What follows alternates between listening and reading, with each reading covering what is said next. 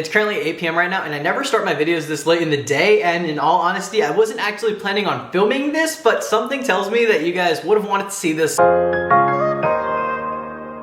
gonna let Amanda explain to you guys everything about her new car because I know she's super excited about it. Right over here is my new to me 2013 BRZ. I gotta get my thought together. Huh? I gotta get my thought together. Okay. Amanda's getting a little nervous in front of the camera. What? Nah, the bros gotta know. Amanda's getting a little nervous and they're gonna just start thinking like, yo, I'm just talking for you and everything. Amanda just gets nervous in front of the camera, so I'm gonna go ahead and try to explain everything about her new car. And if you want, go ahead and chime in anytime you want, all right? She was like been talking about this car like non-stop, and all of a sudden I put the camera in front of her and she's like nothing. Just nada. So here is Amanda's new to her 2013 Subaru BRZ. We got this car for a hell of a deal, and it has 160,000 miles. And I don't know if you guys can tell or not, but take a good look at the body. Dude, this thing is freaking mint for 160,000 miles. Now, the headlights are a little fogged up and everything, but there's like no door dings, there's nothing. It's suspiciously clean. The only thing that is like bad on the body of the car is this right over here on the driver's side door. I'm assuming like the guy tried opening the door up and just smacked something really hard. It's like a little bent right there, but it's literally like nothing. If I didn't tell you guys that was there, you guys probably would have never even known. Like this car is so clean. It's suspiciously clean. That's probably the only imperfection. On the body of the car, honestly, like this car is very, very clean on the outside and on the inside. You want to show them the inside? The inside doesn't look like 160,000 miles. Dude, look. So clean. It looks like a brand new interior almost. Everything is just so mint and so nice. 160,000 miles, who? This is my first push to start. Yeah, Amanda's really hyped on the push to start. I don't know how to really use it, but I like it. This car has 160,000 miles on it, and that is kind of like high for a sports car. For 160,000 miles, this thing is extremely clean. The door cards aren't scratched up, the interior isn't scratched up, the leather and the suede and everything is in really good condition. And yeah, this was technically a one-owner car, so like whoever had it took very good care of it. He was a car guy. You could tell he has the Sparko wheels, he has lowering springs, and then an NVIDIA N1 exhaust. He sold this car, ended up getting an STI and a Mustang and all that stuff and whatever, but like this is the cleanest car. We're gonna throw it on the lift and show you guys underneath the car. For 160,000 miles in the Northeast especially, this thing is crazy. Like my BRZ had 30,000 miles and I drove it throughout the winters in the Northeast and everything, and that was way worse than this BRZ. So that's insane. Amanda got a really good deal on this thing, so that was awesome. We knew the car had rod knock and we were excited to rebuild the motor because you can always rebuild the motor, make it stronger, and then, you know, go a little boosty boy action when you want to. So here's the new car, boys. I hope you guys like it. I know a lot of you guys wanted another BRZ on the channel, and here you guys go. We got another BRZ on the channel. I am so hyped. Amanda is so excited. Like, I didn't even see her this excited for the 350Z. I hope you guys got a good look at the car for the first time because we're about to tear it open now. We just got this car, and now we're about to tear it open. We're gonna pull out the motor, and we're gonna start the motor rebuild process. We're not sure if we're gonna get another motor or if we're just gonna rebuild this current motor. Now, obviously, it would make more sense financially to just rebuild this motor and rebuild it with stronger internals and all that good stuff, but we can't do that if we don't know that the motor is in good condition or not. Let's go ahead and put the car on the lift, and then I'll explain what's wrong with this motor, or at least what the previous owner told me that's wrong with the motor, and then what we're planning to do in our plan of attack and all that good stuff. Later this week, we'll go ahead and actually tear apart the motor. Today, let's just get it open, or let's get it out of the car, I mean. You ready? You ready? I'm ready. Nah.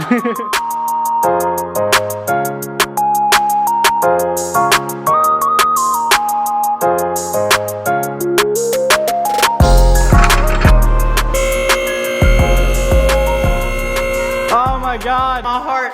I miss my old BRZ so much, dude. In the arms of the angel.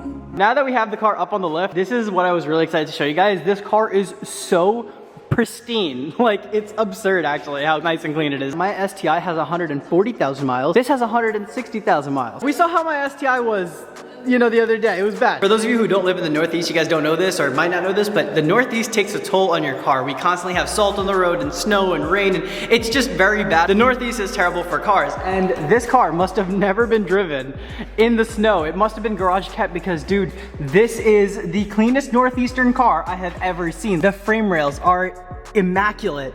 It's insane. Even the pinch welds looks like it was never even jacked up from like a Harbor Freight jack. You know, like the metal on metal contact. It looks like it was always like there was rubber in between. Even looking at the exhaust and looking at all the like the nuts and bolts and everything, on a Northeastern car, this would be complete rust. The fact that this isn't just rusty is amazing. Good on you, I guess, because you got really lucky with this car. Like, this car is very, very clean, especially for 160,000 miles. This is so clean I can eat off it. I don't know about that one, but it is very, very clean. So you guys heard us say that this is technically a one-owner car. The reason why we're saying technically is because this car was only owned by one person. That one person sold it to a close friend of his, and then that close friend of his drove it for about a week until the oil pump failed and then the motor blew. He never even got the car registered. So this car technically only has one owner when it actually has two, but technically it has one owner. So it's weird. Yeah, it's technically one owner. We're gonna stick with that because in the eyes of the law, it's one owner. So this car is only one owner. We were told that the oil pump went bad. Now, it's not super uncommon for an oil pump to go bad on a 160,000 mile car. The oil pump going bad caused the engine to run without any oil inside of it. And obviously, when you run an engine with no oil in it, it's very bad for the car. That's what you get. You get this. You get rod knock. Because there was no oil running through the motor, we either bent a rod or something. My guess is that we probably just spun a rod bearing. It's a very common thing on these cars. I mean, it's nothing new. It's a Subaru. I'm hoping that it's just a spun rod bearing, that there's no damage to the block, because if there's no damage to the block, we can just machine it and just get new internals and forged internals possibly. We don't know yet. We're hoping that it's just a spun rod bearing. That's my guess. We'll see once we actually open up the motor. So before we open up the motor, let's go ahead and actually pull the motor out of this car. Let's get this blown boy out of here. What do you say? We're doing it, baby. After we get this motor out, we're gonna have to take like a day with a detail brush and a power washer and just clean the crap out of this engine bay because, yo, this thing is freaking dirty. Have you ever pulled out a BRZ motor before in your life? No. Neither have I, but let's go ahead and get started. Figure it out. It's already pretty late at night. And if we just get stuck on even one thing, we're gonna be here till like 3 a.m. I'm hoping that doesn't happen. Hopefully this is smooth, but let's go ahead and get started. I wonder if we're gonna get any chunks out of this oil. That'd be pretty cool to see if we get like chunks out of this thing. But if we get like some chunks of a rod out this thing or a rod bearing, we might not be able to rebuild the block. High hopes, remember, high hopes. High hopes, high hopes. It'd be pretty cool to see like just chunks of a rod bearing. Ooh. Ooh. Oh. This, Ooh. That's watery. That's so ugly. Yeah, I know, but no, like, it's not thick at all. Like, this motor hasn't been on at all. This motor's been cold for the past, like, weeks. And this thing is watery. Oh my God, this oil smells. Ugh. Ew, it's probably that cheap stuff. Oh, man. My motor blew. Dude, it smells like shit, but I just keep smelling it to like figure out what it smells like, but it smells so bad.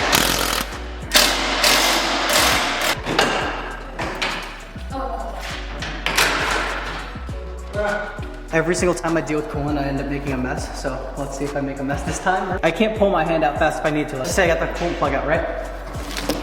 That's how long it takes me. Oh, I thought you were like about to do it. I'm just saying that's how long it takes me to get my hand It's gonna out. go down your sleeve, I already can tell. It's gonna make my whole hoodie wet, and this is the only hoodie.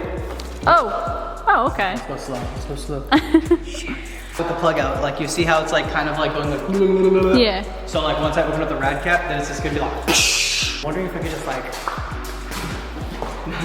Oh my God. like trying to look for the rad cap. Where's the rad cap? Look at he's on his tippy toes. You should have done this. Alright, note to self. If you're ever doing this, open the rad cap before you put your car up on the lift. Got it.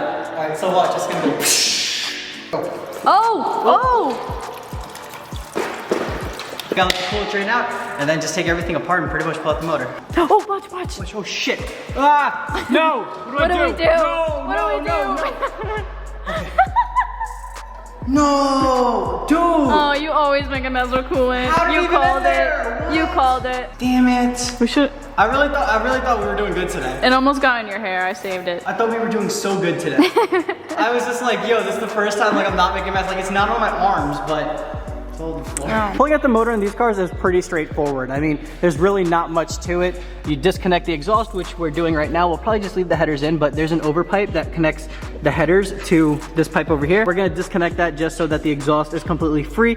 Basically, you just wanna go all around the car. Anything that connects the motor to the subframe or anything to the car, you want to disconnect so that way the motor is completely free and we can pull it out. You can pull the entire trans out. We're just going to leave the trans in just because we don't have the space to just keep a trans laying around. On the back of the block, there's bolts holding the trans to the block, so we're going to undo all those bolts. They're probably all just 14 mil, so we're going to undo all those bolts. I can get to all of them from underneath the car, which is really really sweet because in a lot of cars, it's really hard to get to them. But in this car, you can literally access every single bolt from just right here. How awesome is that? We're gonna disconnect and unbolt everything on the bottom, and then we'll go ahead from the top, disconnect all the hoses. The main thing is we just wanna disconnect the engine from everything that connects it to the car. Once it's disconnected from everything that connects it to the car, then it's pretty much straightforward. You just pull it out of the car. I feel like I might be making it sound a little bit easier than it looks. But honestly, guys, like this is the second Subaru motor I've ever pulled. It's not gonna be too hard. It's really not too hard. It's pretty straightforward. Give it all the power. Give it all the juice. Give it all the juice. You got it. I believe in you. Give her hell now. There you go. There you go.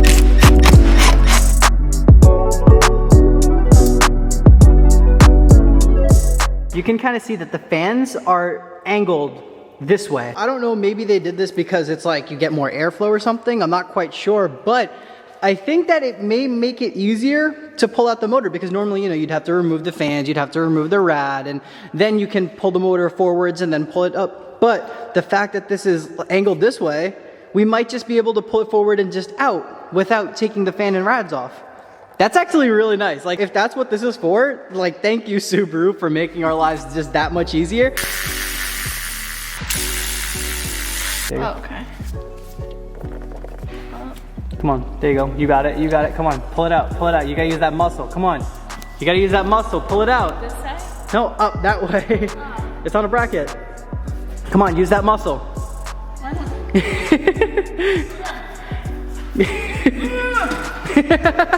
You're not getting anywhere. All right, do you want me to tell you how to like take it out? Yeah. All right, so here, hold the camera. I mean, you could have just told me. Hold the camera. It's gonna be hard to explain. All right, so it's kind of like, you know, kind of stuckish. It's not like rusted together, but it's like corroded together. So you kind of just shimmy it out like that. Yo, that's heavy. Yeah, what's up? You can't get it out either, huh? Coming out. I'm shimmying it out. So chill. Come on. Don't do me like this, alternator. Come on. There we go. Look at that. Look at that. You make it seem so light. It's so heavy. What, the alternator? Yeah. Not that heavy. It was pretty heavy. Not that heavy. It's like 5 pounds. 10 pounds. I'm gonna get started on taking the engine harness off. Now there's 2 ways you can go about this. Obviously you can just take off the intake manifold and get all these wires out of underneath the intake manifold individually. Obviously that would take forever, literally forever. It's a lot of extra work. What I'm gonna do is disconnect it from right here. Now what's really cool about Subarus is that they make it really easy to pull the motor out because the motors blow all the time. So they make it really easy to take it out. It's pretty nice of them. You got the engine harness back over here. So you just flip this. I'll do it when I get both hands, but I don't want to break the clips. I'm so scared to break the clips right now because everything is nice and new. But rather than taking every single wire off individually while it's still in the car, what we can do is just take off or disconnect these engine harnesses in the back, and that'll free up the engine from the chassis of the car. Now, the wires are still going to be on the motor. Obviously, we're going to have to remove it, but it's much easier removing it and labeling everything and keeping everything in track when the motor is out of the car rather than when it's in the car. So just for simplicity's sake, that's what we're going to do. So we're also doing this one thing that I know a lot of people like to do. If you guys don't do this, I would definitely recommend doing this. It makes putting everything back together way easier. So every time we take out hoses, like vacuum hoses or something, we'll put a little piece of tape on it and label it. So for example, this is labeled number 1. Number 1 is going to match up to the other number 1, which is on the intake right over here. So you can see that. Number 1. With all the vacuum hoses, that's what I like to do. That way, when it comes time to assemble the motor, you know exactly where the vacuum hoses go, because trying to figure out where vacuum hoses go, literally the worst thing ever. I'd rather the motor just blow on me again and rebuild the entire motor rather than trying to put vacuum hoses back together, because putting vacuum hoses, trying to guess and check where vacuum hoses go, sucks. It sucks. It's terrible. Just label it. It makes life so much easier. Let's go. Oh, there we go. Got it out. I hope. Okay. Oh, there we go. All right, see, look at that. Makes life so much easier. It's so clean. Oh my God. I double checked every single side. It seems like the engine is completely separate from the chassis. There's no wires, no hoses, no nothing blocking it except for the AC compressor. Now this hose, I can't for the life of me move it out of the way. I undid the bracket over there, so at least now we have a little bit more playroom, but once the motor is pushed just a little bit forward, I think we should be all right. There's 2 ground straps and 2 motor mounts underneath the car. After we undo that, then we can go ahead and hook up the engine hoist. This thing is probably really loud. We almost done, baby.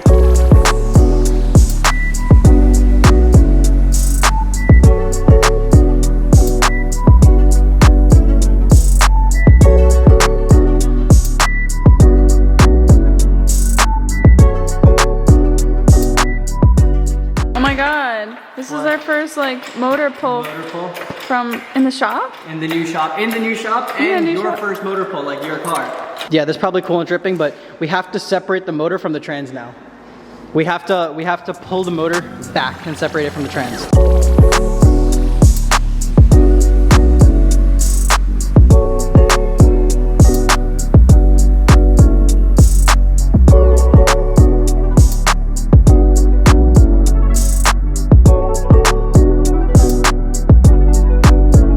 Yo, let's freaking go! First official motor pull in the shop. This is crazy. This is Amanda's first motor pull ever. I'm not gonna lie, she did do a lot of work. Just be careful, the engine hoist will tip.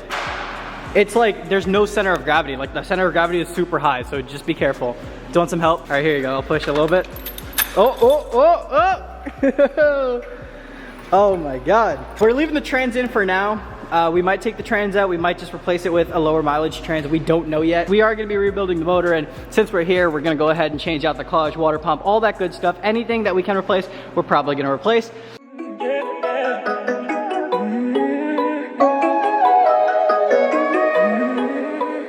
So the plan of attack here is that we actually don't have a plan of attack. We're kind of just winging it. I have pulled apart motors in the past though, not in FA20, so this is gonna be a learning experience for me as well as Amanda. So I know Amanda said that she wanted to be really hands-on with this motor, so she is gonna be a little bit more hands-on than me. I am gonna guide her as much as possible, but basically today's goal is to strip this entire motor apart.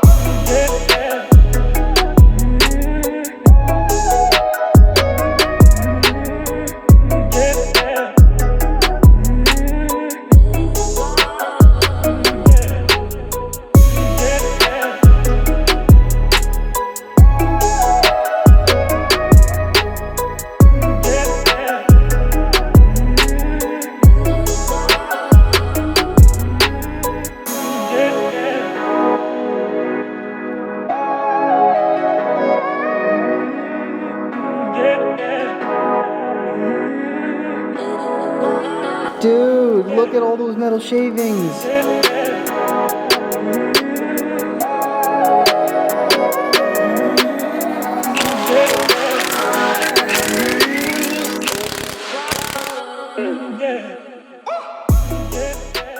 There's a lot of carbonation built up in this, and I wish you guys can smell this. What does it smell like?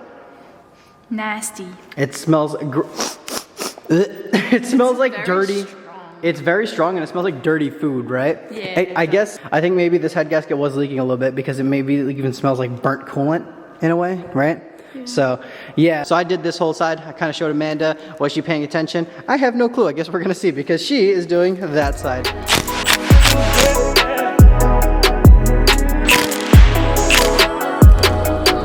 Here we go. Now it's just a bare block. It's so crazy to see. Like, just a few hours ago, it was a whole assembled motor, and like, now we have a mess and a bunch of pieces of a motor.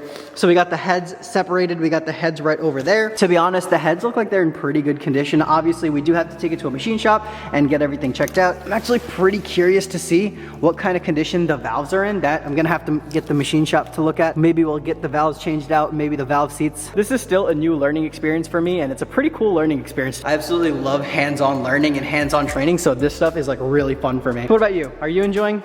I am. I'm just super tired. I'm super tired too. It's really late at night, guys. It's like 12 o'clock right now. Okay, so that's... Oh, I found the one that's blown. Really? Okay, so look at this, right?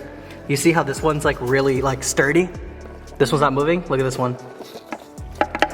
Oh, wow. So like when you started your car, this was like what was making the noise.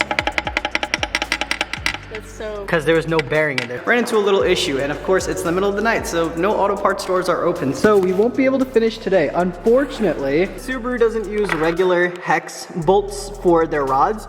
They use E14 bolts, I think it was. I did some research there, E14, and I tried putting a 10 onto there, tried finessing it, and I think I might just do more damage than good. So I'm gonna end it off right over here. We already do know that this rod is the problem of it all. I'm really happy though that we're getting this opportunity to open this thing up, learn more about it. This is my first time ever opening an F-Series motor, and this was a crazy, awesome experience. What about you? How'd you think about opening your first motor, and it's your own motor?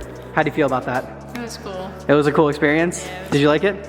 Yeah, it's fun. I'm just tired, but I'm very tired. I'm drained, but I did have a lot of fun. All right, I'm glad you had fun. Soon we're gonna have all the parts to rebuild this thing, and this thing is gonna be awesome. So definitely stay tuned, guys. As always, thank you guys so much for watching. I hope you guys like this new series coming up where we're gonna make the BRZ into a freaking insane machine. We're gonna build another insane BRZ. Thank you guys so much for watching once again. We have a lot of cleaning up to do, so we will catch you guys in the next one. Peace out.